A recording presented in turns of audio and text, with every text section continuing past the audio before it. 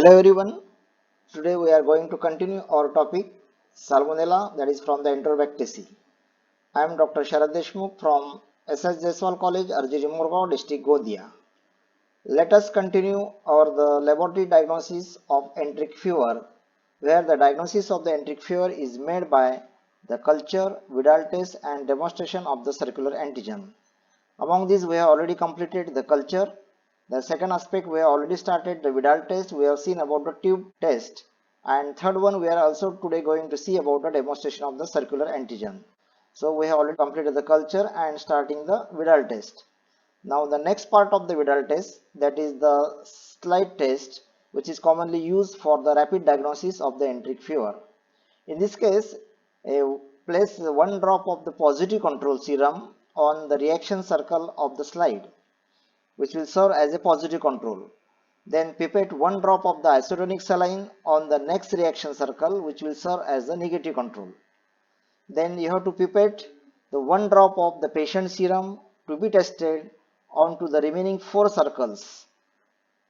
And then you have to add the one drop of the Vidal test antigen suspension, that is the H, to the first 2 reaction circles, that will serve as a positive control and negative control. And then we have to add the one drop of each of the O, H, AH and BH antigens to the remaining 4 reaction circles. Then you have to mix it, all this content, uniformly over the entire circle with the separate mixing sticks. So each should be mixed with the separate stick. You should not interfere the stick one used for the O and other should not be used for the H1. So separate stick should be used for mixing the antigen and the serum. Then you have to rock the slide gently back and forth and observe for agglutination macroscopically, that is by naked eye, within 1 minute. And presence of such type of agglutination will indicate the positive reaction. Here you can see we have taken the negative control and the positive control where we have added the H antigen. And in each circle we have taken the O antigen, here the H antigen, here the AH, and in the last one the BH antigen. That will show the slide agglutination test. So now continue with the other aspect, that is the demonstration of the circulating antigen. This is another aspect for diagnosis of the enteric fever. So salmonella antigen present mainly in the blood and urine of the patient, and it is present particularly in the early phase of the disease. That's why this demonstration of the antigen is useful mainly in the early phase of the disease. That antigen can be detected by the co-agglutination test. This co-agglutination test means where you have to use the Staphylococcus aureus, that is the CoV1 strain. These are containing the protein A antigen and it is stabilized with the formaldehyde. The suspension of this S aureus is used and then the coated with the S typhi antibodies. These Staphylococcus aureus are coated with the S typhi antibodies. And for detection of the patient serum containing the antigen is mixed with the 1% suspension of these staphylococci, which are coated with the antibodies. And if the visible clumping occurs within the 2 minutes, then indicate that the patient is positive for the presence of the antigen. And the test is very rapid, sensitive and specific, but it is not useful after the first week of the disease. Just I have already told you that it is mainly useful in detection of the disease in the first week. In addition to this, the other tests which are used is the counter immunoelectrophoresis and ELISA. These are also employed to detect the typhoid antigen.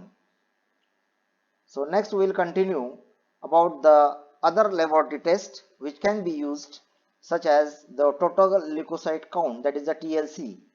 The leukopenia with the relative lymphocytosis is seen in case of the enteric fever. Similarly, the another test used is the DIASO test. It becomes positive between 5th to 14th day of the fever and it may remain positive till the fever subsides. And how to perform this DIASO test? Where the equal volume of the urine sample and the DIASO reagent is mixed, and after mixing these, a few drops of the 30% ammonium hydroxide is added and the mixture is shaken. and the presence of the red or the pink froth which will develop that indicate the positive test. If there is no formation of the red or the pink froth, that means the test is the negative. Here I have mentioned about the diazo reagent.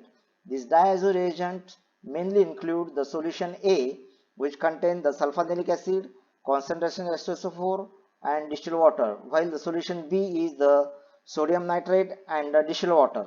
Here you have to prepare this diazo reagent by mixing the 40 parts of the solution A and 1 part of the solution B. When you perform the test, it should be prepared freshly.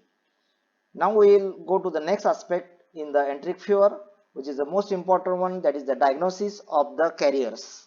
So we know that the carrier means the person who harbor the pathogen and after the recovery of the disease, and these carriers are the most important source of the infection, and the detection is very necessary, particularly for the epidemiological and public health purpose.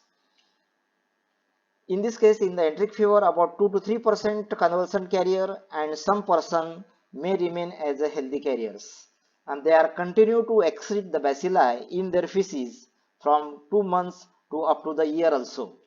While in some chronic carrier which harbor the bacilli in the gallbladder, and they may continue to excrete the bacilli for several years or throughout their lifetime. So it is very necessary to detect the carriers, so that which are mainly playing the role in spreading of the infection. Then what should be done to diagnose the carrier? For the diagnosis, the most important is the repeated stool culture, which is mostly commonly recommended. We have already seen about the stool culture in the diagnosis of enteric fever, where the stool sample is collected and you have to go for the enrichment with the tetracyanide broth or the selenite broth and inoculated on the McConkey agar, or directly you can go for the isolation on the selective medium like the Wilson and Blair medium. So in this way you can perform the stool culture and they are identified by the biochemical reactions.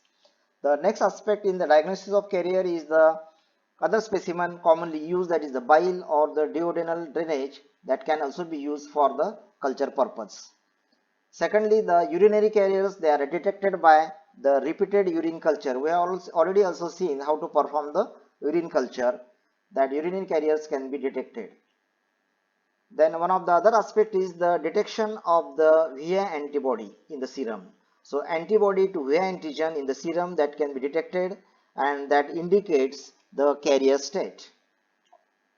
The another aspect is the sewer swab. It is particularly useful for detection of the carrier in a particular house where the gauze pad is left in the sewer and drain, and then after it is cultured, and the positive swab indicate the house harbors a particular carrier. So you cannot detect the particular person, but a person which may be present in the house, that can be detected by these sewer swabs.